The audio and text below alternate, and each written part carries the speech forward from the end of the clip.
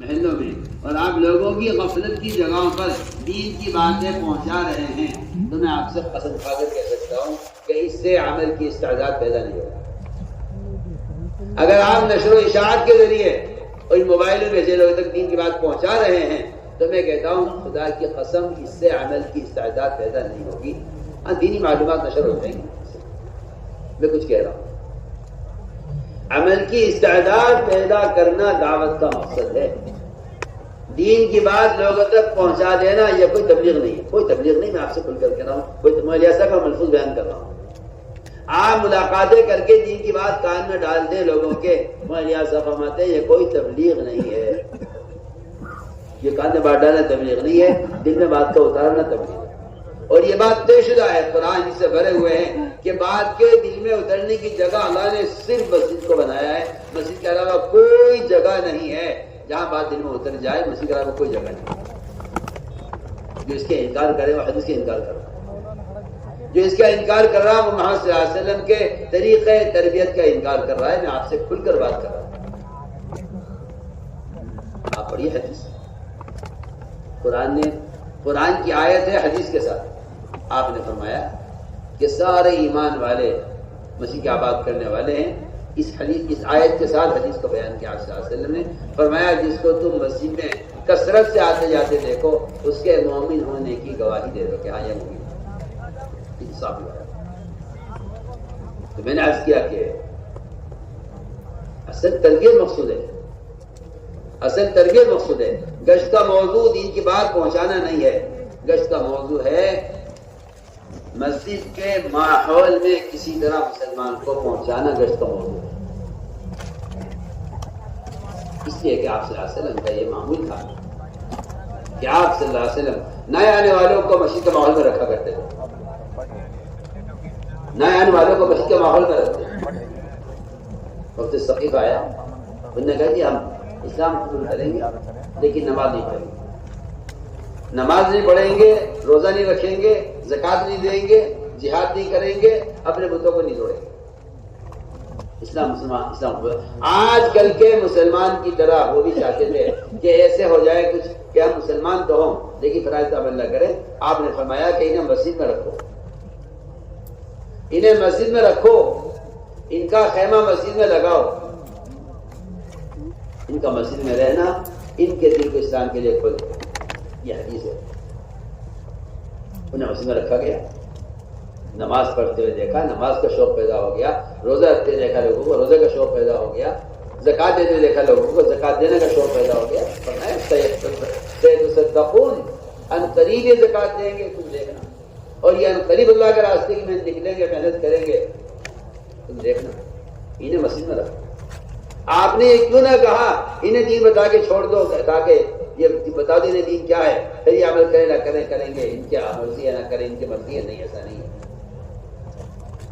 آج بھی میں کہتا ہوں کہ امت کی تعلیم اور تربیت کا ایک واحد ذریعہ یہی ہے کہ مسلمان مسجد سے جڑے۔ آپ سوچیں نا، جو تاجر دکان سے نہیں جڑا ہے کیا وہ نفع حاصل کر سکتا ہے؟ جو ملازم دفتر میں نہیں جا رہا کیا وہ تنخواہ لے سکتا ہے؟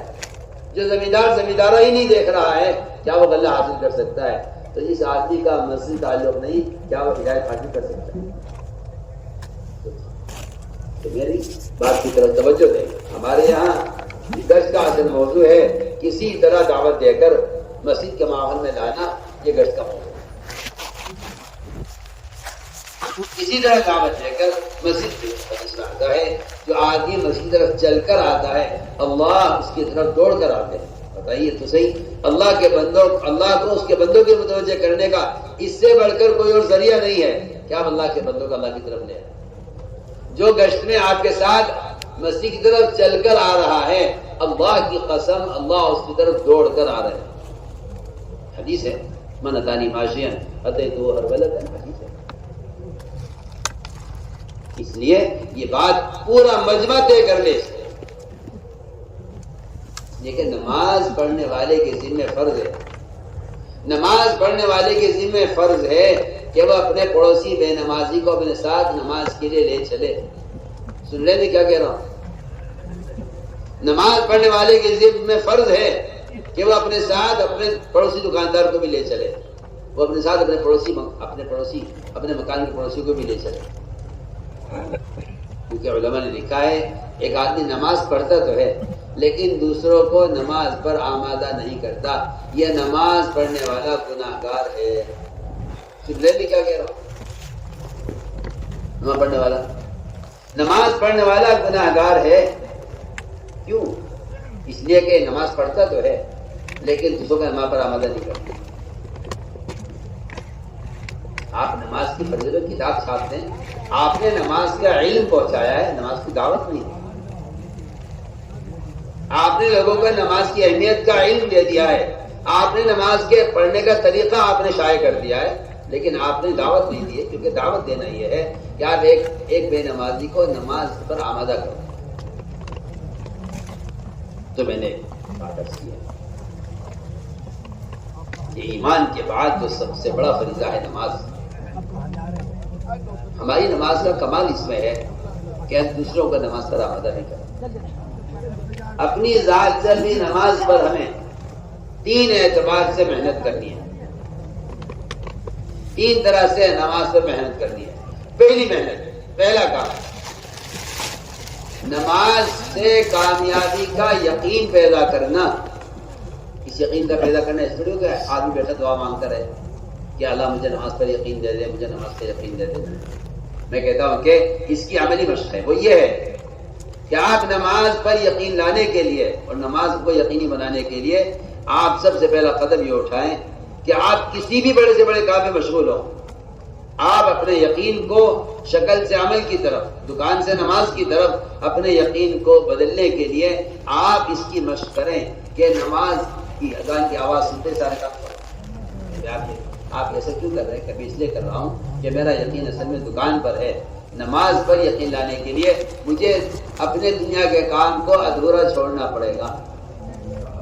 تو میرا یقین نماز پر باقی رہے گا. اگر میں نے دنیا کے کام کو آگے کر دیا، نماز کو پیچھے کر دیا، تو پھر میرا یقین دنیا پر رہے گا، میرا یقین دکان پر رہے گا، نماز پر نہیں آئے گا. پہلی مشق یہ ہے کہ نماز سے کامیابی کا یقین پیدا ہو. حضور اکرم صلی اللہ علیہ وسلم نے اسی یقین پر اٹھایا تھا صحابہ کرام کو. بڑے سے بڑی بات پیش آ جائے وہ نماز نہیں چھوڑ سکتے تھے. ایک صحابی قید میں تھے.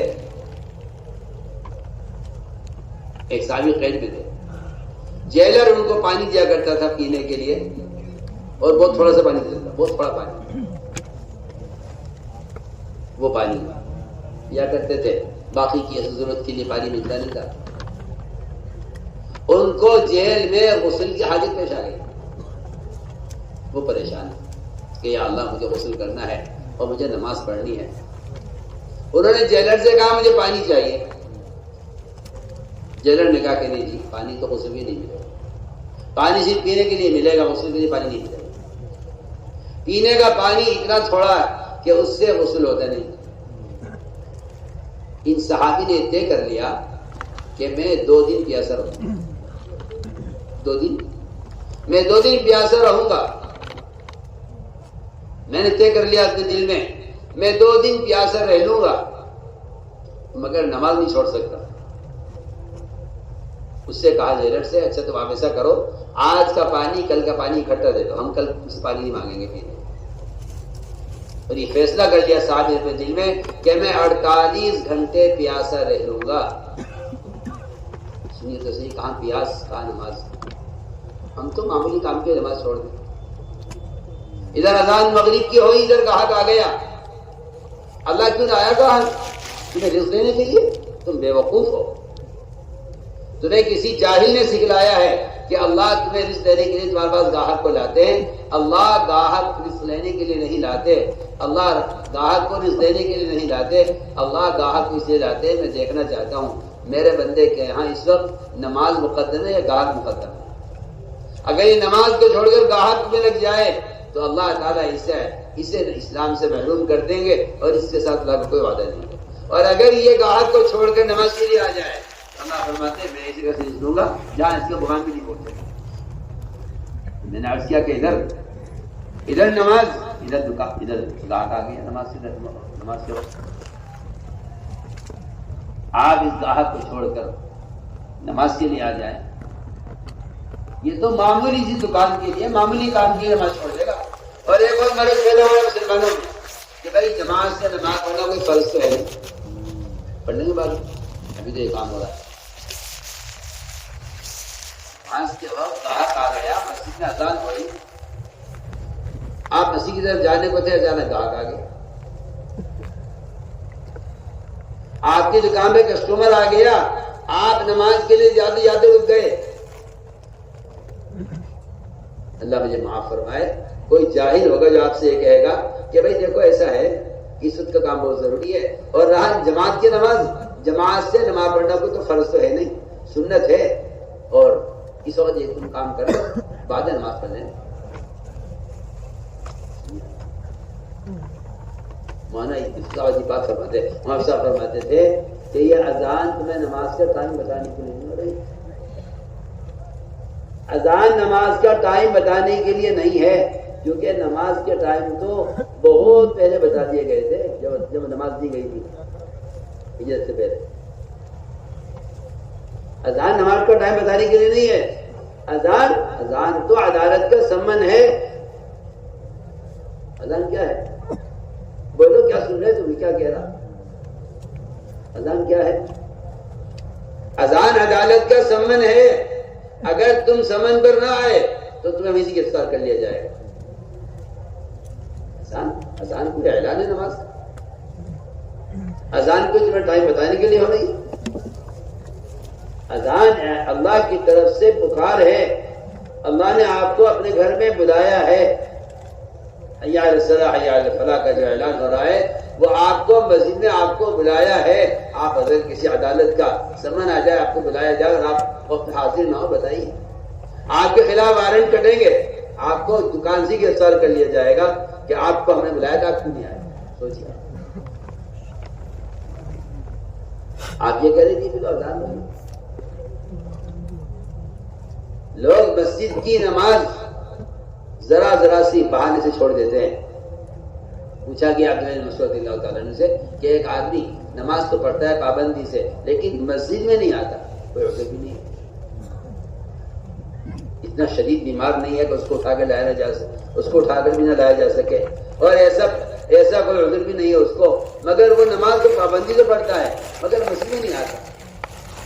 تو لوگ کہتے ہیں مسجد میں پڑھنا سنت ہے. آپ غور کیجئے فرمایا کہ وہ آدمی جہنمی ہے جو نماز کی پابندی سے پڑھتا مگر مسجد نہیں آتا. ایک صاحب مجھ سے کہنے لگے جی ہماری مسجد ہمارے گھر سے 5 کلومیٹر دور ہے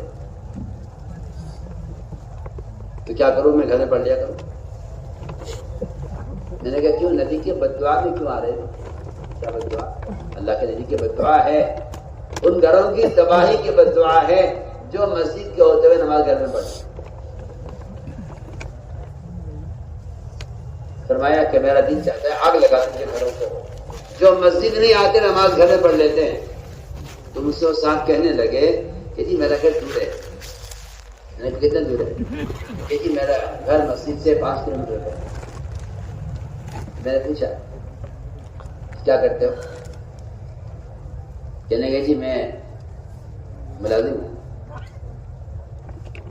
کہنے لگے ملازم ہوں میں نے کہا کہاں تمہارا دفتر گھر سے جی 15 کلومیٹر پر.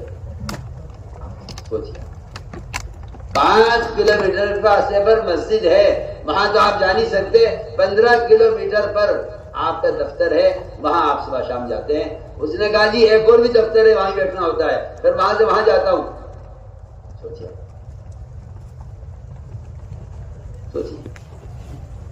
سوال نماز کے لیے تو ہے دفتر گھر میں کیوں نہیں کرنا جس میں جاتے 15 کلومیٹر کہہ دیجیے تو نہیں سکتا کہ میں دفتر آ جاؤں. نماز کے لیے مسجد میں آنے کا مسئلہ تو معلوم کر رہا ہے کہ میں نماز گھر میں پڑھ لوں کیونکہ مسجد دور ہے. آپ کا دفتر آپ کی مسجد سے 3 گنا زیادہ دور ہے.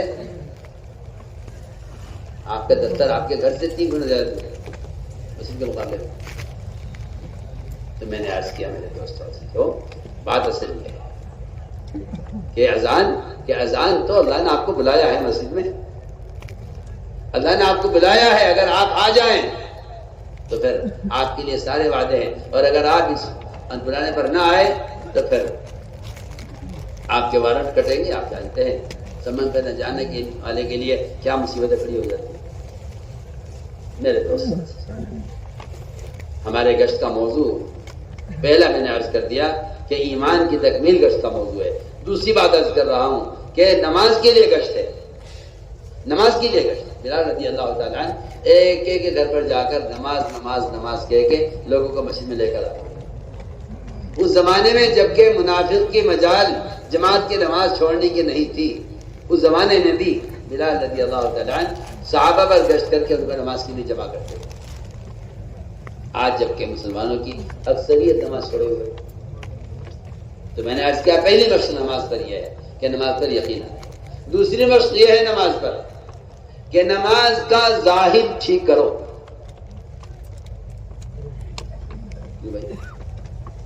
نماز کا ظاہر ٹھیک کرنے کے لیے جماعت میں کرنا کیا ضروری ہے؟ بازار میں کتاب ملتی ہے نماز کا طریقہ, بازار میں کتاب ملتی ہے نماز کا طریقہ, وہ لے لوں گا سیکھ لوں گا اس سے. اس کے لیے جماعت میں کرنا کیا ضروری ہے؟ میں آپ کو بہت کام کی بات آپ سے کہہ رہا ہوں. سوال اس کا نہیں ہے کہ آپ کو نماز پڑھنی آتی نہیں پڑھنی آتی. سوال اس کا ہے کہ جن کو نماز پڑھنی آتی ہے وہ نماز کو بگاڑ رہے ہیں, کیونکہ اپنے مقام پر رہتے رہتے دنیا کی مشغولی کی وجہ سے نہ تہجد کا مزاج رہا, نہ اوابین کی عادت رہی, نہ اشراق کی عادت رہی, نہ چاشت پڑھنے کا شوق رہا. جماعت میں نکلنا اس لیے ہے کہ کچھ وقت کے لیے سارے کاروبار چھوڑ کر, سارے کاموں کو چھوڑ کر میں کچھ وقت عمل کے ماحول میں رہوں تاکہ میں نماز میں کمال کروں. عمر رضی اللہ تعالیٰ صحابہ کو اللہ کے راستے میں نکالا کرتے تھے یہ کہہ کر کہ میں تمہیں اس لیے بھیج رہا ہوں اللہ کے راستے میں تاکہ تمہاری نماز میں کمال پیدا ہو جائے. یہ عمر رضی اللہ عنہ زمانے میں جن صحابہ نے آپ صلی اللہ علیہ وسلم نماز پڑھی ہوگی ان کی نماز ہم سے کتنی اچھی ہوگی. عمر رضی اللہ عنہ یہ کہہ کر نکال لیں ان کو جماعت میں کہ تاکہ تمہاری نماز میں کمال پیدا ہو جائے. یہ کہہ کر عمر رضی اللہ تعالیٰ انہیں جماعت میں نکالا تھا. کیا بات. آدمی اپنی جگہ مقام پر رہتے رہتے دنیا ایسی اس پر غالب آ جاتی ہے اور نوافل کا تہجد کا مزاج ختم ہو جاتا ہے. 4 مہینے جب سارے دنیا کے دھندے چھوڑ کر آدمی مسجد کے ماحول میں رہے گا 4 مہینے وقت پر تہجد ملے گی, وقت پر نوافل ملے گی. آہستہ آہستہ ہماری نمازوں میں کمال, اس لیے کہ فرائض میں کمال پیدا ہوتا ہے نوافل سے. فرائض میں کمال پیدا ہوتا ہے نوافل سے. ہم نوافل کو چھوڑ دیتے ہیں یہ کہہ کر کہ ان کا پڑھنا کوئی ضروری نہیں ہے, اور ویسے بھی اور بھی تقاضے بڑے اہم تقاضے فرصت نہیں ہے کہ تہجد پڑھتے نہیں, کیونکہ دن بھر تھکتے ہیں دنیا کے لیے, رات کو پڑھ کے سو جاتے ہیں. قرآن نے بھی حدیث نے بھی مومن اور مشرک کے درمیان ایک فرق تہجد کا بھی کیا. سنیے تو صحیح, قرآن بھی حدیث میں بھی مومن مشرک کے درمیان فرق تہجد کا کیا ہے کہ مشرک تو وہ ہے جو پوری رات پڑھ کر سوئے گا صبح تک, لیکن مومن وہ ہے کہ رات کو اس کا پہلو بستر سے دور رہے گا رات کے قیام و تہجد میں. عبداللہ بن رواحہ رضی اللہ فرماتے ہیں کہ مومن اور کافر میں فرق یہ ہے کہ مومن وہ تو رات کو بستر سے دور رہے گا رات کے قیام میں, اور کافر وہ ہے اذا استسقلت المشرکین المضاجع کہ ان کے بدن سے ان کے بستر بھاری رہیں گے, بوجھل رہیں گے صبح تک. یہ مشرکین اپنے بستر چھوڑتے نہیں ہیں رات کے قیام میں. مومن وہ ہے جو رات کو بستر سے دور رہتا ہے رات کے قیام اور تہجد میں. میرے دوستوں یہ بنیادی بات میں عرض کر رہا ہوں کہ اپنی نمازوں کو ٹھیک کرنے کی مشق کرو. رکو کیسے کروں, سجدہ کیسے کروں, امام صاحب مفتی صاحب آپ بتا دو میرا رکو درست ہو رہا ہے یا نہیں ہو رہا ہے, میں سجدہ ٹھیک کر رہا ہوں نہیں کر رہا ہوں, ہاتھ کہاں رہنے چاہیے, پیر کی انگلیاں کدھر رہنی چاہیے. سجدے میں پیر کی انگلیاں اگر قبلے کی طرف نہیں ہیں, سنو, سجدے میں اگر پیر کی انگلیاں قبلے کی طرف نہیں ہیں تو آپ کے پیر گناہوں کی طرف اٹھیں گے، کیونکہ آپ نے اپنے اعضاء کو نماز میں رخ پر رکھا نہیں۔ جو نماز میں ادھر ادھر دیکھے گا وہ نماز کے بعد نامحرم کو بھی دیکھے گا، کیونکہ تو نے نماز میں اپنی نظر کی مشق نہیں کی ہو۔ تو نے کہا جائز ہے نماز میں ادھر سے دیکھ سکتے ہیں، مسئلہ جائز ناجائز کا ہمارے یہاں ہی نہیں، جائز کوئی راستہ ہی نہیں ہے چلنے کا، جائز کوئی راستہ ہی نہیں ہے چلنے کا، اصل تو سنت ہے۔ کہ سنت نماز کیا ہے؟ آپ نے نماز میں نکاح کو کہا رکھنے کا حکم دیا ہے۔ آپ اگر بیت اللہ کے سامنے کھڑے ہیں نماز پڑھ رہے ہیں تو آپ کو اجازت نہیں ہے کہ آپ نماز میں بیت اللہ کو دیکھیں، کیونکہ آپ کے بدن کو متوجہ ہونا ہے بیت اللہ کی طرف، نظر کو دل کو متوجہ نہیں ہونا بیت اللہ کی طرف، جبکہ کعبہ ہے اللہ کا گھر ہے، مگر نماز میں گنجائش نہیں ہے اس کی کہ آپ بیت اللہ کو دیکھیں یا بیت اللہ کو سوچیں، بالکل نہیں، نہ دل متوجہ کر سکتے ہیں بیت اللہ کی طرف، نہ آنکھ قبلے کی، آپ آنکھ رکھے سجدے کی جگہ پر، چاہے آپ بیت اللہ کی دیوار کے آگے کھڑے ہوئے ہیں، آپ بیت اللہ کو نہیں دیکھیں گے نماز، ورنہ آپ نماز کامل نہیں۔ سوچیے آپ نے کیا کہہ رہا، تو میں نے عرض کیا کہ نماز پر ایسی مشق کرنی پڑے گی۔ کہا یہ ہے کہ جب رکوع سے اٹھتے ہیں سجدے میں چلے جاتے ہیں، حدیث میں آتا ہے کہ جو اپنی کمر کو سیدھا نہیں رکھتا رکوع سے اٹھنے کے بعد سجدے میں جانے سے پہلے، اللہ اس کی نماز کی طرف نظر اٹھا کر نہیں دیکھتے کیا کر رہا ہے۔ ہمیں اس طرح اللہ کے راستے میں نکلنے کی ہماری غرض یہی ہے کہ تاکہ مشق کروں۔ اللہ کا شکر ہے علماء اللہ کے راستے میں اچھی تعداد میں نکل رہے ہیں۔ علماء کا نکلنا جماعت میں اس لیے لازم اور ضروری ہے تاکہ ان عوام کے ساتھ 4 مہینے ایک عالم کو دن رات 24 گھنٹے ایک ساتھ رہنے سے ان عوام کی تعلیم ہو، ان کی تربیت ہو، ان کی